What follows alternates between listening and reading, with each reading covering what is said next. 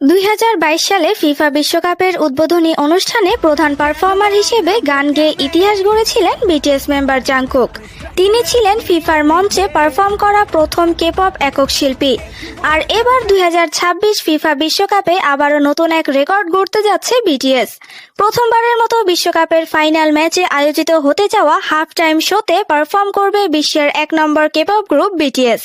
পৃথিবীর সবচেয়ে বড় এই মঞ্চে 2022 সালে জাংকুকের ড্রিমার্স দিয়ে যে যাত্রা শুরু হয়েছিল, 2026-এ সেই মঞ্চ মাতাতে এবার আসছে পুরো বিটিএস দল।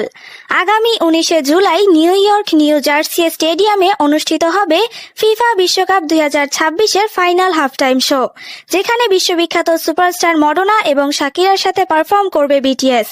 আর এই পুরো শোটি কিউরেট করছেন কোল্ডপ্লে ব্যান্ডের ক্রিস মার্টিন। ফিফা বিশ্বকাপের ইতিহাসে এবারই প্রথমবারের মতো কোনো হাফ টাইম শো আয়োজিত হচ্ছে, যার মূল উদ্দেশ্য হলো ফিফা গ্লোবাল সিটিজেন এডুকেশন ফান্ডকে সহায়তা করা। এর আগেও লাভ ইয়োরসেলফ কনসার্টের মাধ্যমে ইউনিসেফের ফান্ড সংগ্রহে বড় ভূমিকা রেখেছিল বিটিএস। এবারের এই বিশেষ উদ্যোগের লক্ষ্য হলো বিশ্বের শিশুদের মানসম্মত শিক্ষা ও ফুটবলের সুযোগ বাড়াতে 100 মিলিয়ন মার্কিন ডলার সংগ্রহ করা।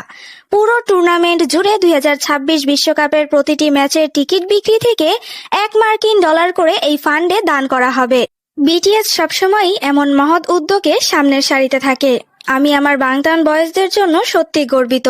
BTS pave the way.